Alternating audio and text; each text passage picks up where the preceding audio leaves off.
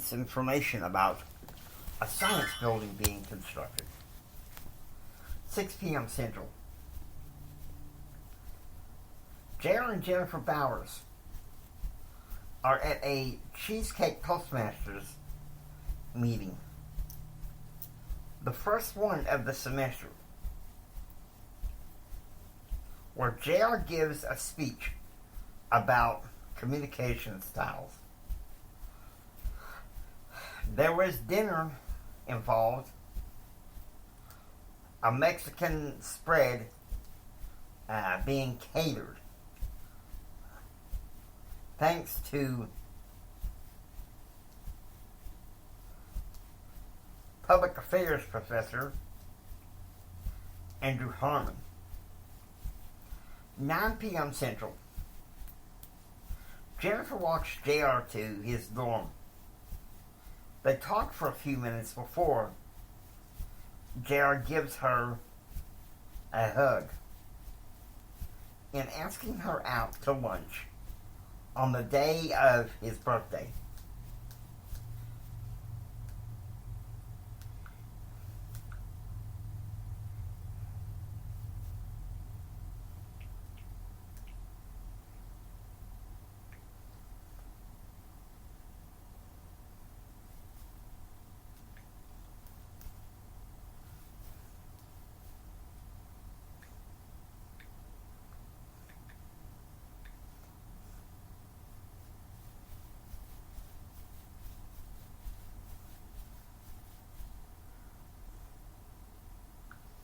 January 19th, 4 a.m. Eastern.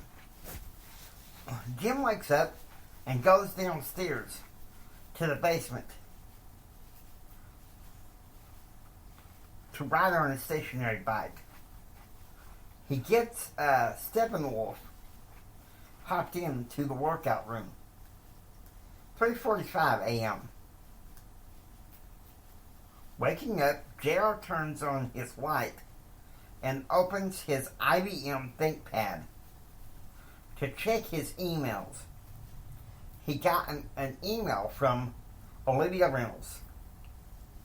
Enjoying my time at Baylor. Even though I really wish you were there, Dad says he's going to send me to Fort Worth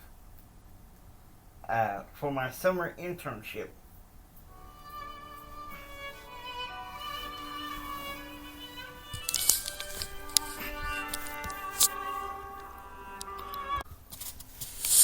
What are you doing this summer? Maybe you can come up.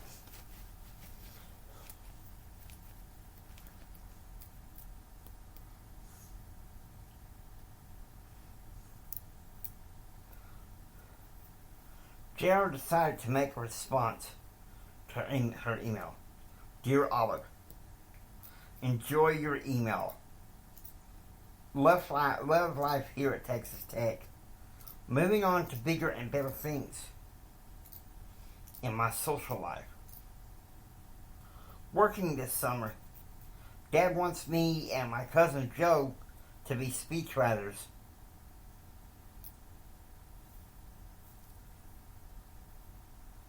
And my friend Charlie Nation to be an economic researcher.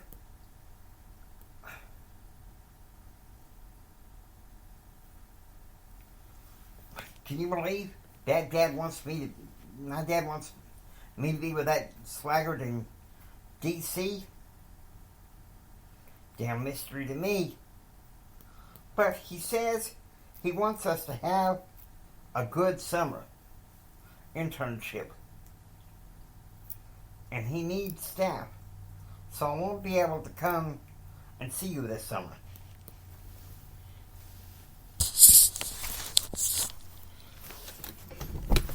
Five a.m. JR is swimming at the Sibley with Stoney Rosen and Joe Sampley. Joe was studying journalism at Texas Tech and then a senior at Tech.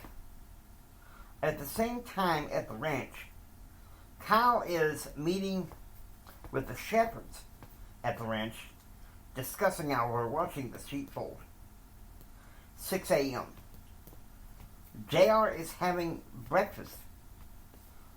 Sausage wraps with Stoney Rosen at the Spirit Club.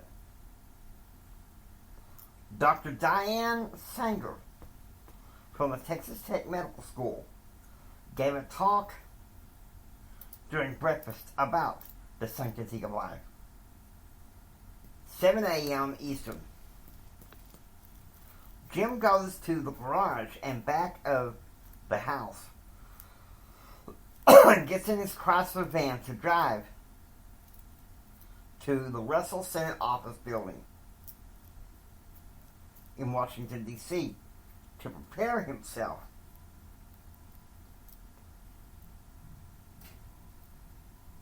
mentally and spiritually for the confirmation. 7:15 a.m. JR is at morning chapel at the Spirit Club.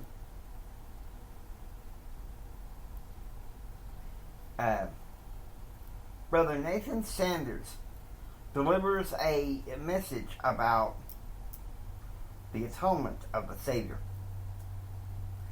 9 a.m. Eastern. The confirmation hearings for James Ryan Hendrick is underway. This time, Jim is prepared for the series of questions he would be asked by a minority and majority in the Small Business Committee. 9 a.m. Central. JR is in business and professional speech class. Marlene Diedrich, the lecturer, makes her way to the front of the class. Books are the quietest of friends, the wisest of counselors, and the most patient of teachers, she said. And very accessible, JR said. Yes, indeed. Here's a syllabus with a schedule and required readings. Hope you get taught well today. And this semester in business and professional speech. I had her for public speaking class fall 1992. JR said, don't spoil it for us, Stoney said. 10 a.m. JR is in Spanish class, where George Hooper gives the syllabus and begins discussing the semester. JR's lab assistant for this semester was going to be Cesar Torres. 11 a.m. Central. At the Center for Visually Impaired, at the Center for Public Service, JR is writing a fact sheet about Section 504 of the Rehabilitation Act of 1973. 12:40 p.m. Eastern. Jim is having spaghetti for lunch in his Georgetown estate. At 2, he had another meeting of the Texas Railroad Commission. And then afterwards, he and Betsy would take off for Washington International Airport for their flight back to Midland. 12:50 p.m. Central.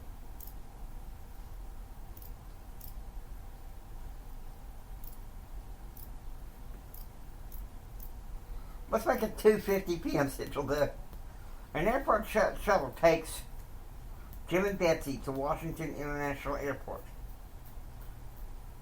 They would be there at the plane an hour early for takeoff to have snacks and get settled down for the long flight back to Midland.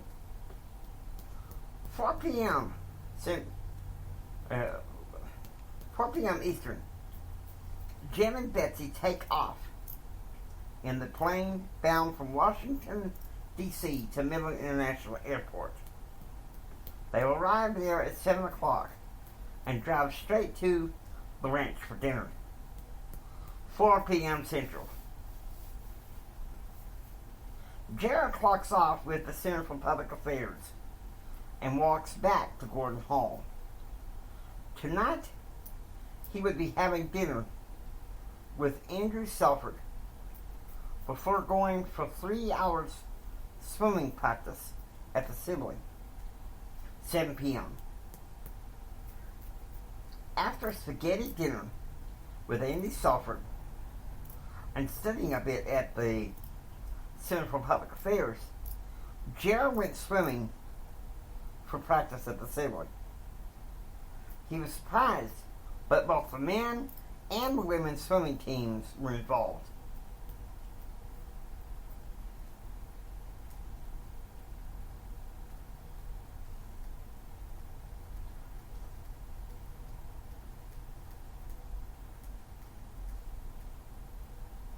"9 p.m. Jared is in the study room at Gordon Hall, listening on his Walkman, a tape by Jim Rohn. It's called Personal Philosophy. He received it from Stoney Rosen right after swimming practice.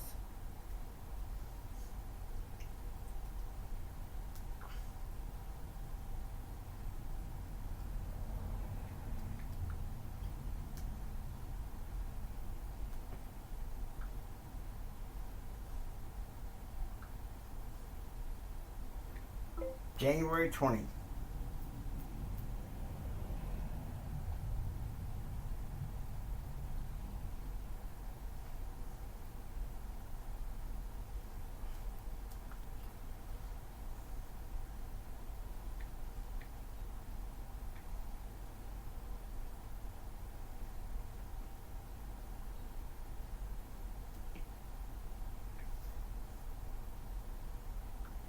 January 20th, 4 a.m.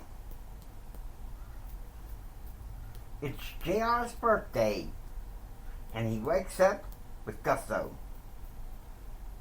He wakes up and gets dressed for today's activities. 5 a.m. Meanwhile, at the ranch, Kyle and Festus load the truck with bulls to take to a butchery in Jail, New Mexico. 6:30 a.m. After having breakfast at TNC with Cousin Joe, Gerald made his way over to the Center for Public Affairs library, where he studied for government class with Larry Thurber. Larry wasn't all that thrilled with Dr. Wild's moderate views, but for J.R., compared to Dr. Jack Fitzmiller, it was a welcome break. 8 a.m. In government class, Dr. Randy Wild is going through presidential personalities, particularly active positive, active negative, passive positive, and passive negative. Now, on the active negative personality, he gets animated in his usual style of teaching. Active negative presidents